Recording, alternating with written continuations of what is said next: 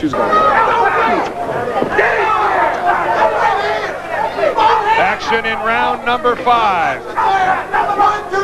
Marlon Starling with the purple trim at the top of his white shorts. Maurice Blocker wearing the all-white.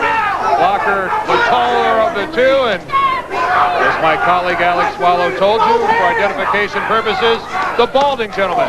Ooh, and another right-hand counterpunch by Marlon Starling, who has really been hurting Blocker with that right hand in the counter to the body. I started to say, Dan, at the end of the 4th round, the last round, that I really thought that might have been a turning point. Marlon really started to take over, it seemed to be at the end of that round. Ooh, and you saw that right hand again snap the head of Blocker. And I think you might have seen just a trace of a smile from Moochie, Marlon Starling. A little bit of desperation right now, Blocker. He needs a second win.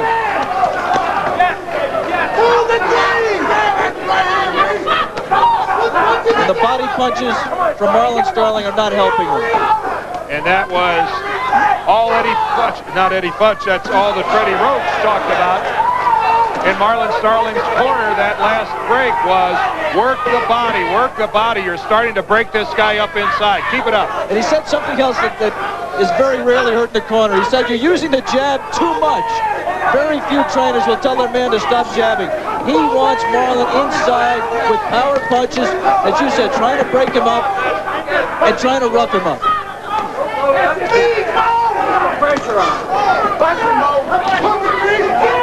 There's Maurice Blocker's father, Sloan Blocker. What an agonizing position to be in, to sit there defenselessly and watch your son take some of the shots that Maurice Blocker's taking here from Marlon Starling. And Maurice still an excellent fight to this point, Alex. His dad was not cheering at all, but Maurice is doing a lot of talking in there. I don't know whether he's talking to himself, trying to rev himself up, or talking to Marlon, but... See him? You see Blocker mouthing words, and not uncommon for a fighter to talk to himself, or an athlete really in any sport. Very seldom, though, do you talk to yourself and say, great job. You normally talk to yourself because you're upset. He's trying to find the rhythm. You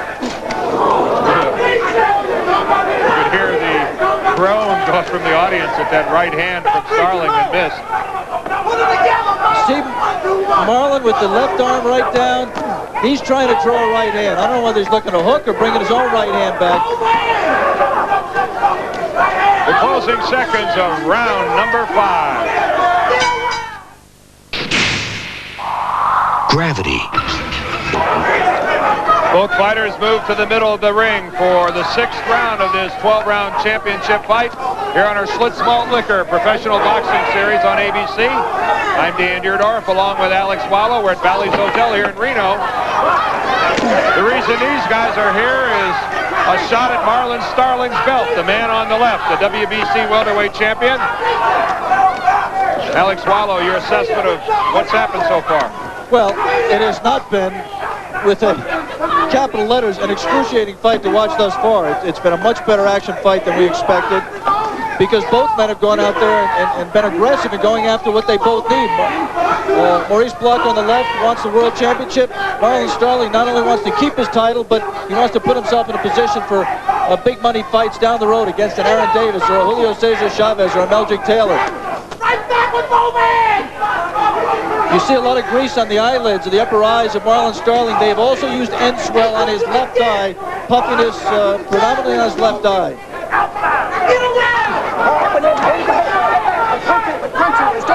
Well, Maurice Blocker certainly doesn't have to look far for a little inspiration. How about to his manager, Michael Spinks, the former light heavyweight and heavyweight champion of the world. Michael Spinks, the manager of Maurice Blocker. And no passive observer there, Michael Spinks. No, that's an isolate that you might remember from when Michael used to cheer for Leon. Michael used to die 1,000 deaths when Leon was in the ring.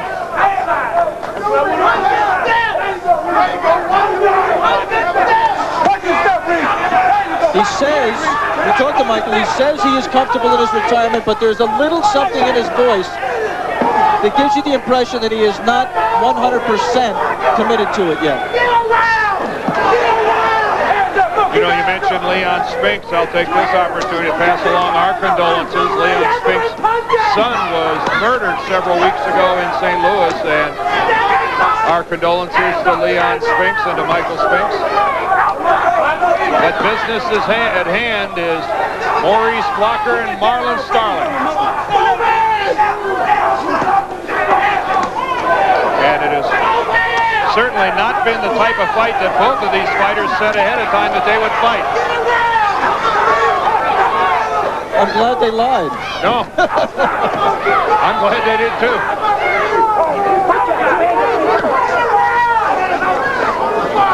And again, Blocker just wrapping up Starling. If we end up going the distance, when you hear the bell, we'll be halfway there.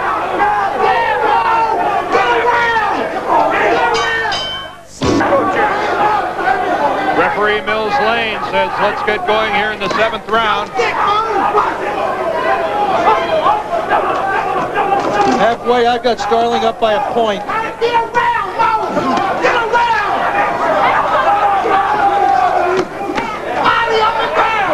Maurice Blocker, the younger of the two fighters, 27 years of age. Marlon Starling is 31, will be 32 later on this month of August. There's Blocker doing a little work inside out. Yeah, I want to make this point at the top of the fight that it really wasn't, the fight didn't lend itself to it, but generally Marlon Starling's fights are very difficult to score because Marlon is such a clever defensive fighter, so subtle. He picks off so many punches with his gloves. Doesn't slip as many as you might think, but blocks an awful lot. And for that reason, you have to... Oh, and there's a right hand counter by Starling right on Blocker's chin. I was going to say, for that reason, you have to concentrate very, very hard in scoring a Marlon Starling fight to see what of the opponent's punches get home. Well, Alex, you mentioned the quality of the chin of Maurice Blocker. That was a big-time shot that he took right there on the chin. It really never even buckled his legs. It's funny, Dan, the cliche in boxing is big punchers don't have good chins. Here's a case where a guy who's not known as a big puncher has a real good chin.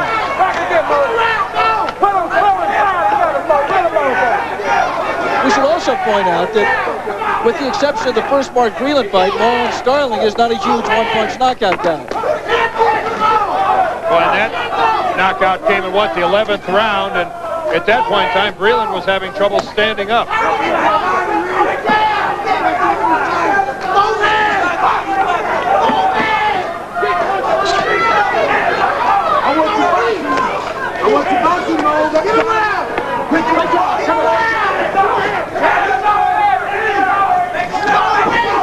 We're in the 7th round.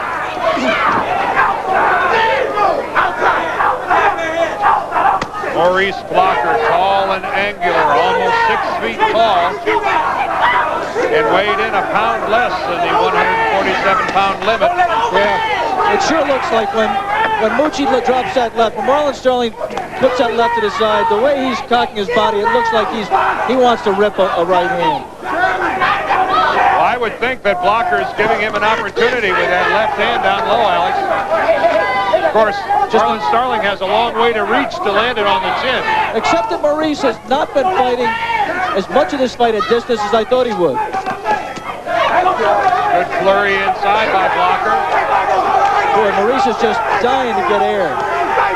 Well, he'll get his chance here in just a couple of seconds. We come to the end of the 7th.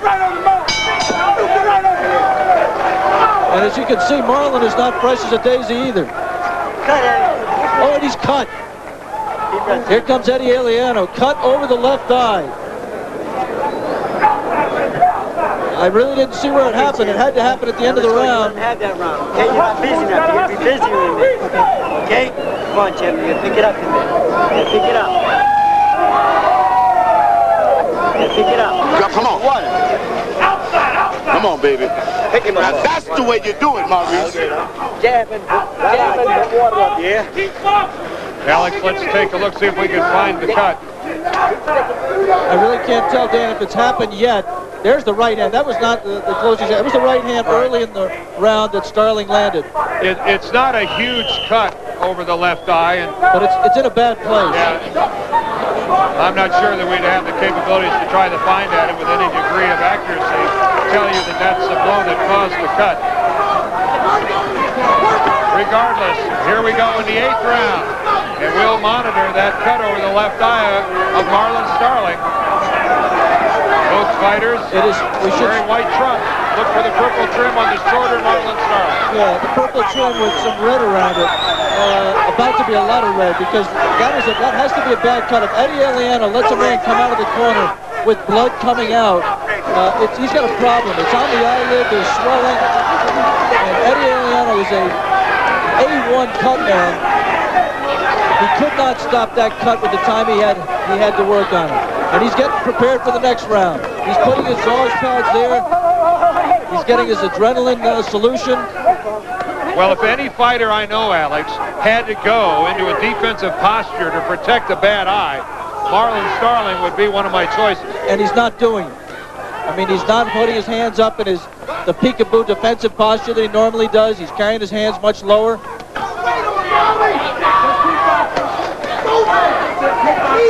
Well, maybe that's an indication that the cut isn't bothering Marlon Starling. Well, it may be.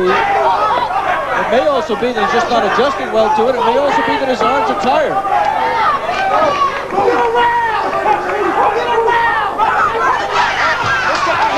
A lot of pushing and shoving in there now. Mills Lane steps in and separates the two. A little over halfway through the 8th round.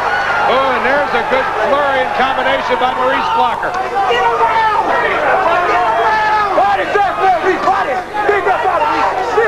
And there's Marlon Starling covering up. And Maurice Blocker must have thrown 10 punches that hit nothing but forearms and gloves.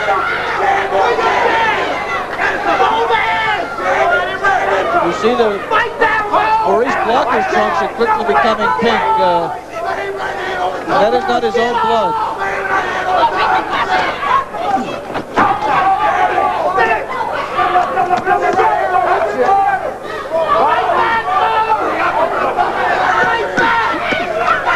Good combination, a pair of left hands to the ribs by Blocker. Real good combination by Maurice Blocker. And nothing scoring coming back from Mucci. Now he's landing on the inside. Marlon Starling operates with a pair of nicknames, Mucci or the Magic Man. That's the nickname that's embroidered on his shorts. Let's give credit to these two fighters, Dan. We badmouth this fight at the top, and they're both dead tired right now, and they're just fighting their hearts out. Eddie Aliano will be busy again on the left eye of Marlon Starling in the break here between the 8th and the 9th. We tested STP oil treatment under the worst possible conditions.